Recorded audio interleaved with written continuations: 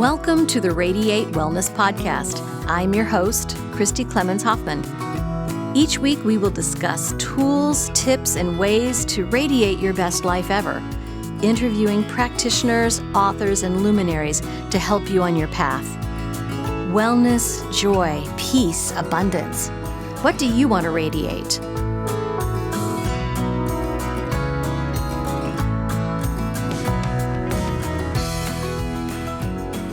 Hi, and welcome back to the Radiate Wellness Podcast. We're back 3 times to radiate the spooky season with Jim Harold, and this time with Cassandra Harold, who's got a brand new spooky podcast that is becoming one of my new favorites.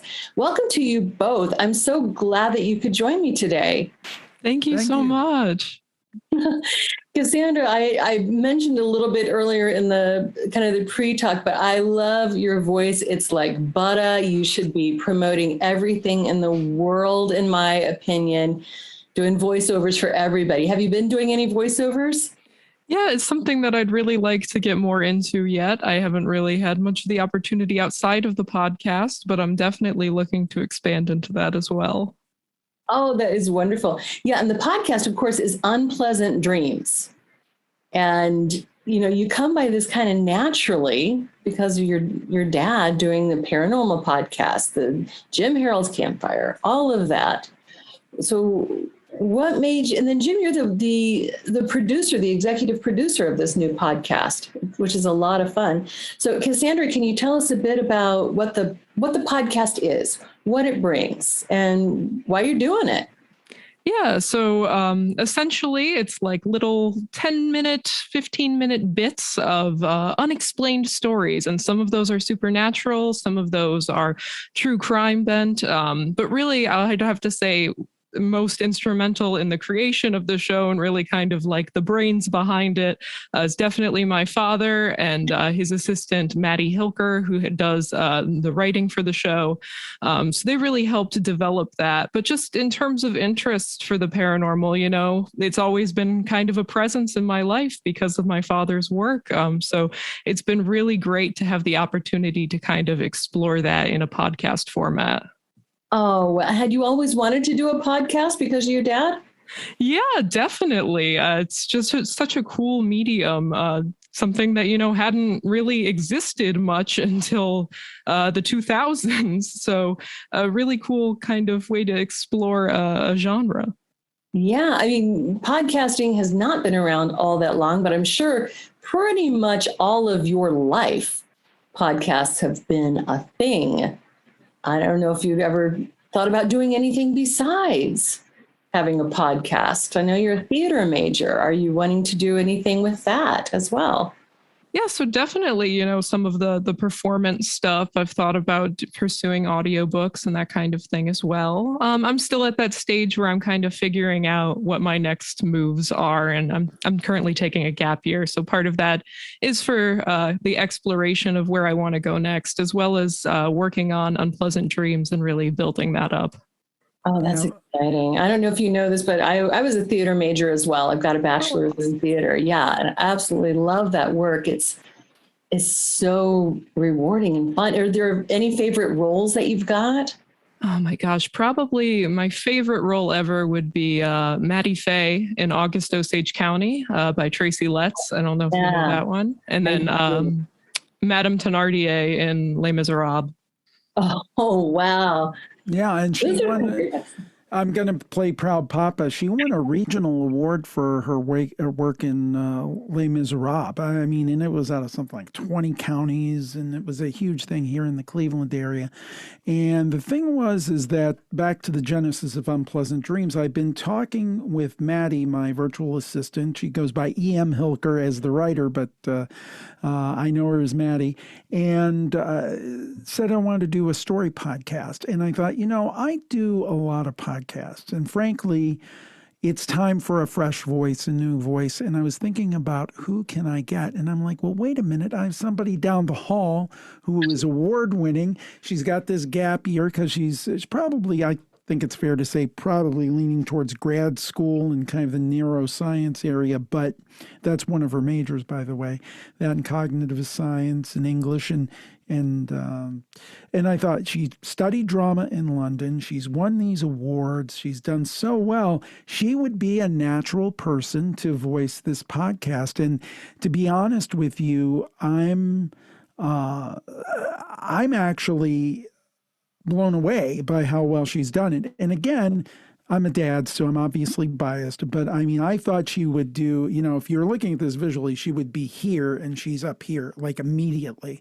And she's only going to get better and better. So I think that no matter what she decides to do in life long term, this is something she could certainly be successful about as just a sideline, or who knows, it may even take off to such a point that she becomes a podcast superstar. I don't know, but she just has a great way. The writing is great by Maddie. She does a fantastic job. And then Cassandra takes it and just tweaks it a little bit for her voice. And the combination, I mean, really, I'm the quote executive producer, but all the credit for this goes to Maddie and Cassandra for the great work they've done. Oh, but hardly.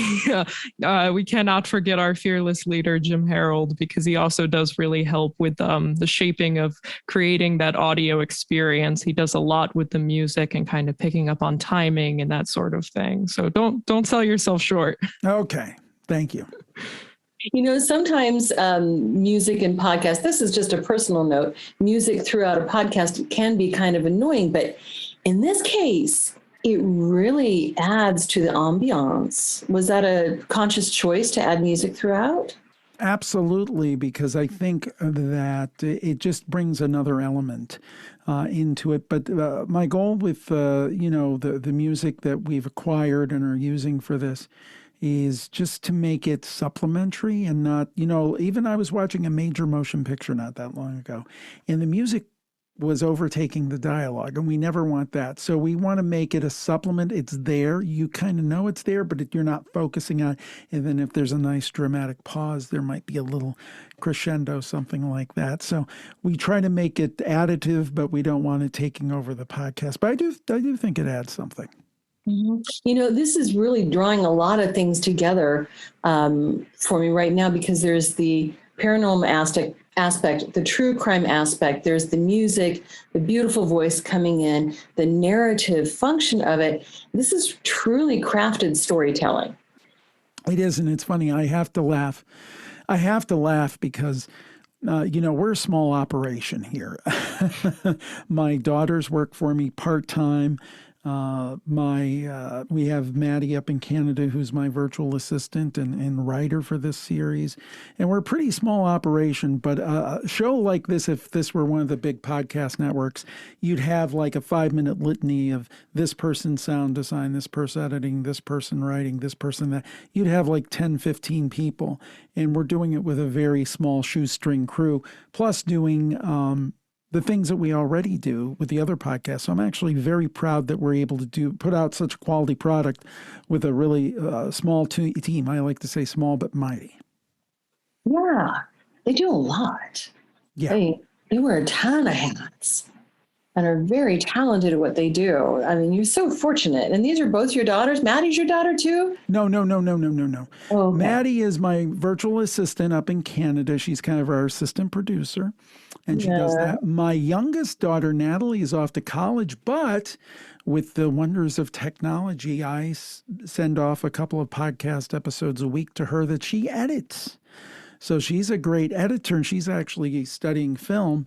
And then we've got Cassandra in the other room over here who, has done a lot of drama, and not to mention her work in English and so forth. So I am very lucky. I have some very talented kids who are willing to work hard on these projects, and I think they enjoy them. So it's kind of a win-win. Yeah. Oh, that's fabulous. But Maddie would have to laugh if you said that that she's my daughter. No, but she's a great. She's like a family member. We've been working together for almost 10 years now, and she's just fantastic and a great member of our team for all of our shows. Right. I mean, I would have to say that would be a very well-kept secret, because I've been following your shows for a while. I hear about Maddie a lot. And I would have, my jaw was kind of like, what? Nope, not in this lifetime. She's not my daughter. No, you're so But fortunate. I'd be very honored, but I'm a little young. I think I'm a little young for that. But no, I would be honored. Yeah, no judgment at all, right? Do you rent these people out, Jim? No, the thing is, I've just been lucky to have a lot of talented people around me. So very fortunate. Yeah. Well, let's get down to the episodes themselves. You know, I'm a podcast junkie. I listen to your podcasts, specifically the paranormal and then the virtual campfire, which I absolutely love. Box of Oddities, Two Girls, One Ghost, and That's Why We Drink. All of these paranormal podcasts. I've heard just about everybody do the Elisa Lam story. Yeah. I kind of put off listening to the Elisa Lam story, who may have been murdered, maybe suicide. We're not really sure, at the Cecil Hotel, right? Listened to this many, many times. Put that on the bottom of the list of the order I was going to listen to, the Unpleasant Dream podcast. That's fair. Listen to the Elisa Lam story last night. And there was stuff in there that I hadn't heard before. That was kind of new to me. I've heard this story so many times. So Cassandra, do you help with the research? Like, how does the research happen? You guys found stuff that I thought wasn't necessarily always out there.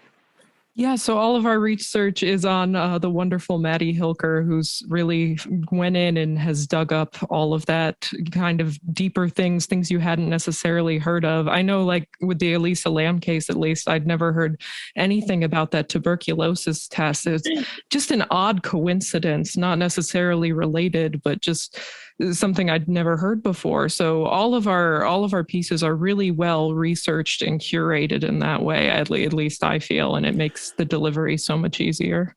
And the thing I think she does is she goes back to original sources. She just doesn't say, okay, I'm going to take an article that whomever wrote about Elisa Lam. She kind of goes back to square one. Now, of course, along her research, she does find articles and things, but she kind of starts at the early sourcing. She doesn't necessarily, she doesn't just necessarily grab the most recent article and kind of rehash the same old thing. So that's kind of what we were hoping. We've had a few comments, and I actually consider it a compliment that people wish the podcast were longer. And to me, it's the perfect length because there's an old saying in show business, always leave them wanting more. And the thing is that I feel there's some great in-depth shows there that do long shows on different cases. Probably the best that comes to my mind is Astonishing Legends. They're fantastic. But we weren't going for that. We wanted to give somebody around approximately 15 minutes on a case of good, hard information, not fluff. And then if they want to investigate more, there's plenty of resources on the internet. And we kind of started off with a lot of cases that everybody's heard of. But as we go along this season and hopefully subsequent seasons, depending on how the reaction is, but so far the reaction's great, I think you'll see us bringing out some things that are maybe less known. But the idea is over time, if this is a long time pursuit, we end up doing this for years, is build kind of a library where if you just hear of the Elisa Lam case 10 years from now, you can go and you can listen to the episode on Unpleasant Dreams, and it'll be a great starter for you, and you can go from there. Plus, on our website at jimharold.com for the show notes, we put meticulous notes. We take Maddie's notes and we put them in there. So all the original sourcing is there. So that's kind of the idea. But that really, to Cassandra's point, that's all Maddie. I can't take, other than hiring Maddie, I can't take any credit whatsoever. She just has taken the ball and ran with it. It kind of started as the idea of her doing articles for the website. And then it kind of morphed into, well, why don't we just make these podcasts? Now, the full articles she writes are available at jimharold.com, and they're also linked in the show notes along with the transcript of the podcast. But really, the unsung hero of this show is Maddie. Well, she should have been here as well. With I this agree. conversation. I agree. I think she's a little shy when it comes to interviews. Oh, I can understand that. Well, she's going to have to get over that because I think her name's going to come up a lot more. Yes, absolutely. Absolutely. Well, I have to say, go ahead.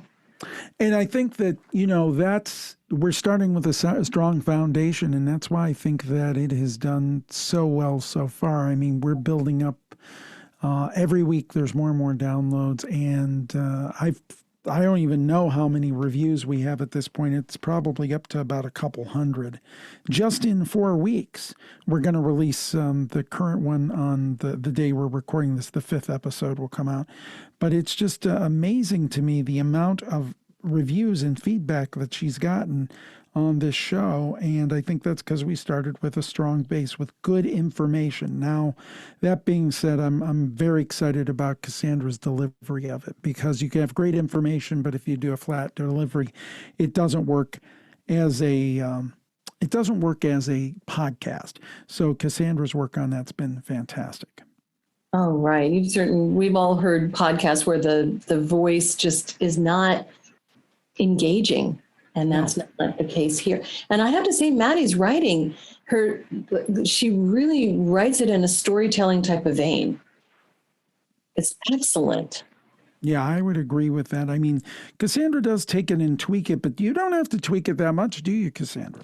Definitely not. And like you said, it really is laid out in almost a narrative-like format. And that's part of what I like so much about it, is it takes a topic and then we really fully explore it. And you get to kind of see the case, whatever it may be, from multiple angles and see what people might think that this entity is, or what the different theories out there are. So if you're someone coming to this topic completely new to it, in many ways, it kind of functions like a kind of little crash course. So like, you don't know anything about black-eyed kids, you can kind of listen to it. And in that 10-minute period, you can kind of get the full story on what all the researchers and leaders in the field really think might be going on with these entities. Yeah, for example, black-eyed kids, that's a great example. That's one of the episodes, is that I know that a lot of people out there have heard of them, but I wonder the facts that were disclosed in that, the work of David Weatherly, the first person, Brian Bethel, who was really the first person to kind of popularize the topic on the internet in the 90s, and had that chilling experience. Probably most people who knew about BEKs did not know that name, Brian Bethel. So again, I think the idea is to bring some strong, solid information, not just kind of fluff. Support for the Radiate Wellness Podcast is made possible in part by listeners like you. Would you like to support this podcast? Visit radiatewellnesscommunity.com/podcast for more information. So we've talked about the black-eyed kids. There's a lot of, juries out about that. Lisa Lamb, we don't know exactly what happened. Do either of you have any pet theories? Do you want me to start, Cassandra? Yeah, why don't you go ahead? Then you give your thought. Well,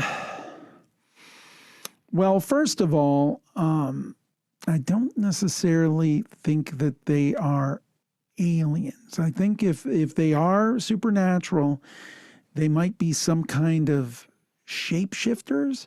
I've heard people talk about the jinn, if you're familiar with the jinn. Mm-hmm.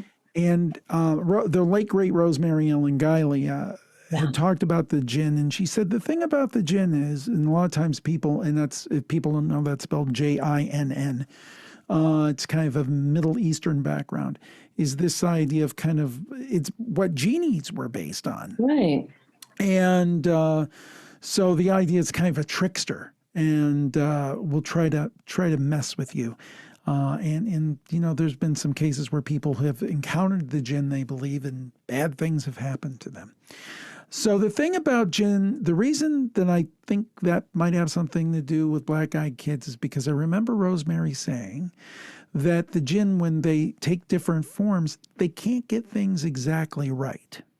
Like something's a little bit off. And to me, the cases of black-eyed kids, when they happen, for example, a black-eyed kid will knock on your door and say, "Could I have some mayonnaise for my hot dog?"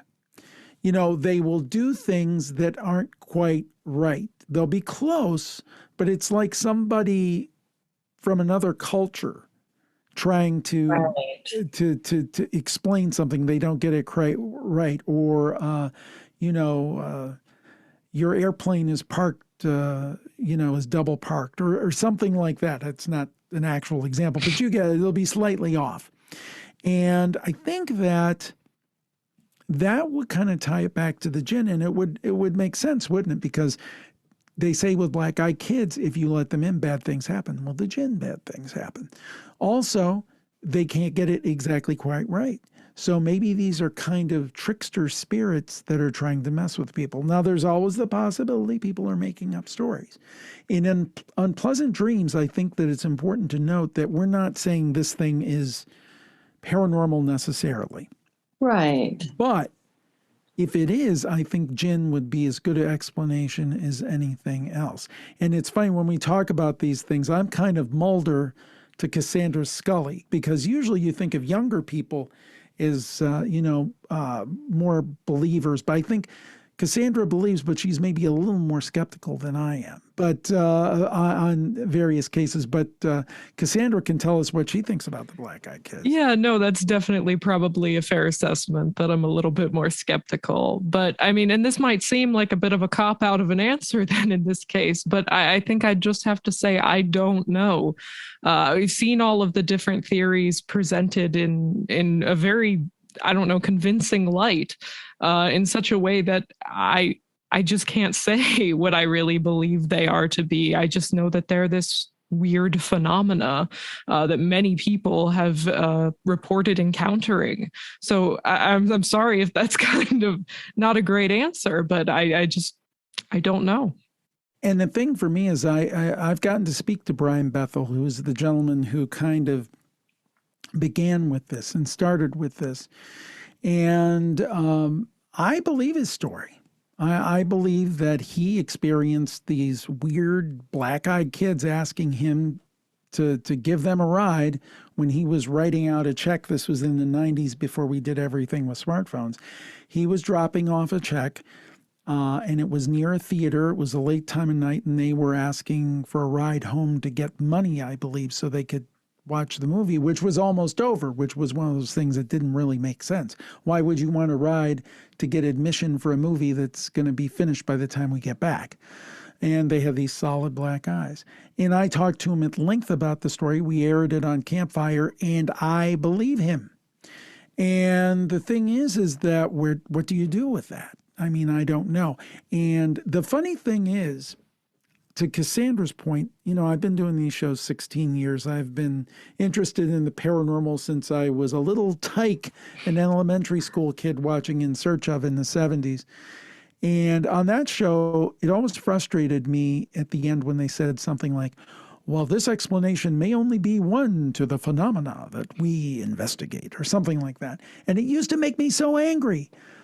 But it's kind of the truth. I think if if you think you have all the answers in this field, boy, congratulations. Because I've been, for 16 years, I've been hitting it pretty hard with different theories and different people. And I've got more questions than I did when I started. I'm more convinced than ever that something's going on. But what that particular thing is, I don't know. So I respect Cassandra's answer. Again, the jinn is one possible answer, and one that I would say would fit. Is that the answer? I don't know. Well, it's just so difficult, I think, with black-eyed kids specifically, because, you hear other accounts. It's kind of easier to kind of push this more towards extraterrestrials, push this more towards what might be a ghost or a spirit or something. And with the black-eyed kids, it's just something so bizarre. It's such an odd experience because it looks almost like a child, but, not quite. So I think it's because it's so hard to categorize that, putting categories on it makes it so difficult. That's interesting. Yeah, I think they're aliens, but I mean, honestly, who knows? They're so odd. It just kind of reminds me of the Men in Black phenomena, which is usually associated with UFO sightings and activity, et cetera, et cetera. But honestly, that's a good point. Right. Many of the things that they talk about with the black-eyed kids, very similar. Don't quite get it right. There's some details that are odd. It's a strange phenomenon. Yeah, and the thing for me is I think reality. I've come up with an analogy that I use now, and I hope it's original, because you never know if you've heard something somewhere else and you've kind of cooked it around your brain, say, "Oh, I've got a great idea." Crypto-amnesia. That's the actual term for that when you accidentally plagiarize something that already exists. It's crypto-amnesia. Yeah. Oh, that's fantastic. Well, thank you. See, there you go. Cassandra just educated me. I did not know that.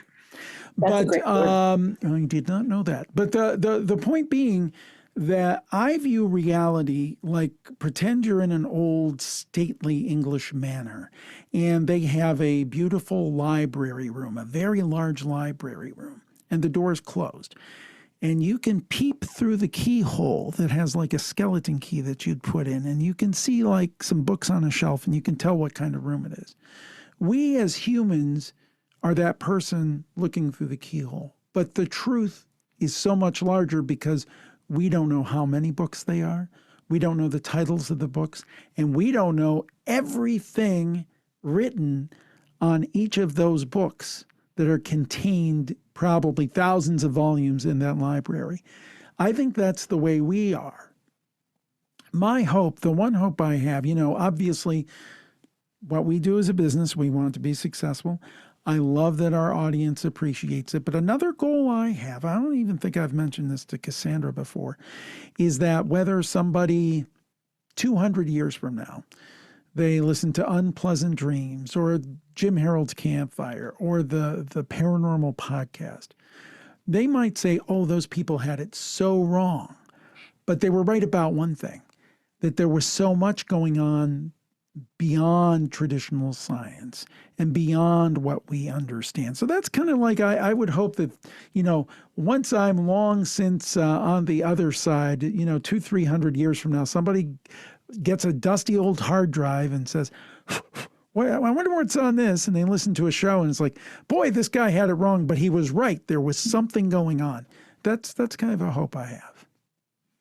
I like that analogy that you're looking through this dusty keyhole. You've got like this much that you can see of what's going on. And you think you've got the whole picture, and it's not at all. There is so much more that we don't know than what we do know. And you guys will never be out of business. You know what I mean? No, it never, and I was kind of worried about that. And people say, well, do you get bored? I'm like, no, I don't get bored, because I've always been interested in this stuff. And I know Cassandra's interested in it as well. And that's the thing. It's like, ooh, that's neat. Ooh, that's neat. And I always wanted to, I should have been doing a form of this show, Unpleasant Dreams, 10 years ago. Yeah. But it just never seemed like the right time. And I didn't really know what I wanted to do. And just, going through this process, it's like, this is a great show because I was loved In Search Of. And I loved, more than anything, I love just the information you got. And to do a show like that where you're giving out solid information on cases or possible explanations or theories, it just really appeals to me. So I'm really excited to be doing this show. And it's a super double bonus when you're doing it with your very talented daughter. Oh, yeah. I mean, it's a family business, and there's nothing like that. You get to pass the torch. You get to share what you love with the people you love. That's exciting. It is. That's what. Cassandra, what did you think when your dad approached you with this? Oh, I was super excited. It's a fantastic opportunity. And really, I'm so grateful to have the chance to work on it because, as he's been saying, there's so much unexplained out there. And there's so many fascinating things to bring to listeners' ears in kind of this condensed, almost spooky little format. So I'm really, really pleased to have the opportunity to work on it. Yeah, I think as you go along, you're going to put much more of yourself into this. What do you think? Oh, definitely. Yeah, and I've loved seeing the fan interaction and the response thus far, and hopefully, people continue to really enjoy what we've been building together. Yeah, we're gonna start a Facebook group, and we're going to ramp up the interaction. We wanted to kind of get our sea legs under us for the show itself. But now I think there's enough interest. We can start that Facebook group and doing some social media interaction and some outreach. When I have some ideas for some things that we might be able to do interactively, maybe some online interactive stuff where I have Maddie on the line and have Cassandra and myself on the line and interact once in a while with the fans of the show and talk about the different things. I think that might be something that might be coming down the road as well. I don't know if I told Cassandra that, but now you know. There we go.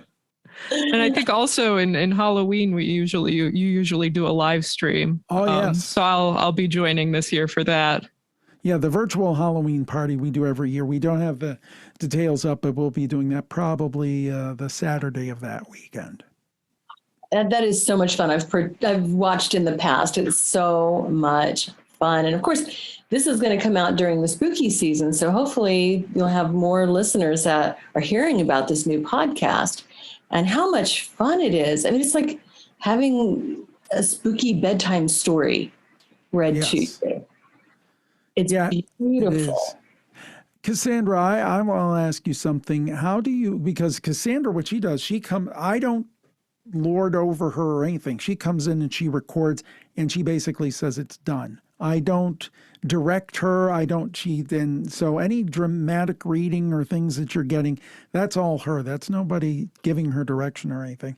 How do you determine how you read a piece of text? That's something we've not even talked about here. And I'm sorry, Christy, to take over and play interviewer, but I'm curious, how do you interpret a text, and how do you, because when you do a play, you have a director and said, read it this way, read it that way, give it this, give it that. How do you direct yourself to read a piece of this text? Yeah, I think in terms of process, I kind of approach it the way that I would any monologue that I were doing independently for something, say, like an audition. I sit through and I read the script, and I kind of think of, what tone best suits it, which things need most emphasis. I have my own little shorthand of things so that I can make sure that I'm, hitting the right things in terms of note taking, all that. And then I basically just go ahead and record. And sometimes, I'm doing multiple takes of different lines until I get it just right. But, otherwise it's very much just the way that I would approach a monologue. But it's basically more of, an independent process rather than working with a director. But, I've done enough of that in my time as well. So it's really cool. And the funny thing is, people would expect, well, since she's your daughter, Jim is probably super easy and blah. I treat her like any other employee. I try to be nice, but I have my, what I want. And she's never failed me in terms of, wanting quality, whether it's in Cassandra is starting to help out with editing as well. Natalie, ironically, the younger of my two children, kind of took the lead on that's been doing it for a couple of years, and she's been teaching Cassandra over the summer.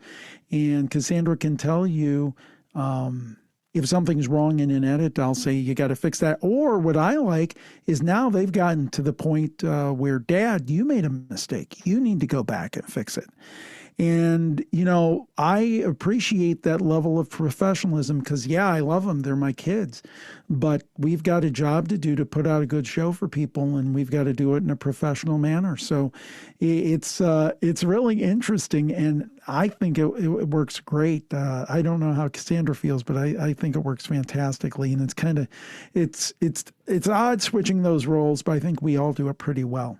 Oh, definitely. And no, I think the reason that it works so well is that we all have the same goal in mind. Our goal is to create really quality content. So it doesn't matter where along the line a mistake was made, so long as that we're fixing it and, making it better in order to produce the best possible content we can for the listeners. Yeah. Absolutely. And it is good quality content. All of your stuff is, Jim. And so where can people find this podcast, this new podcast? Well, the website is unpleasantdreams.net, which will actually just redirect you to the website, jimharold.com, the section that is there. That's where they can find all the episodes. Of course, they can find Unpleasant Dreams on Apple Podcasts, Spotify, iHeartRadio, Stitcher, pretty much any place podcasts are. We're trying to get on a couple more, but that covers about 90% of the vistas out there. So just look up Unpleasant Dreams, and you might find a song or something come up. But I think we're the only Unpleasant Dreams. Unpleasant Dreams with Cassandra Harold, and as Cassandra says, we hope you have unpleasant dreams. The podcast, that is, and you have sweet dreams otherwise, but we hope you check it out. And you've got a lot of stuff out there on the jimharoldmedia.com website, including books. Yes. Lots of books. Yeah, we have 5 campfire books and a coloring book. And to get to that, you just go to jimharold.com and click on books in the menu, and you'll get all that. And we've been doing a lot the last couple of months. We have a newly redesigned website at jimharold.com. So now it's easy to get in touch with all the podcasts, everything we do. We have a free newsletter that we relaunched recently. So we're really stepping up our game for Halloween 2021. Right, absolutely. So we'll put that website, jimharold.com, in the show notes. Thank you both so much for joining me. It's been so much fun getting to talk. Thank you so much. It's been a pleasure. Thank you, Christy. Always great to be on the show. Thank you.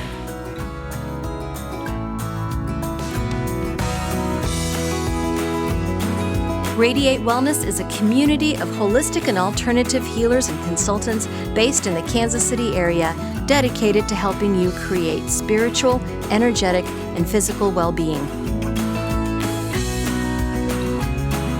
To learn more about our practitioners, services, classes, and events, or to schedule an appointment, visit us at radiatewellnesscommunity.com.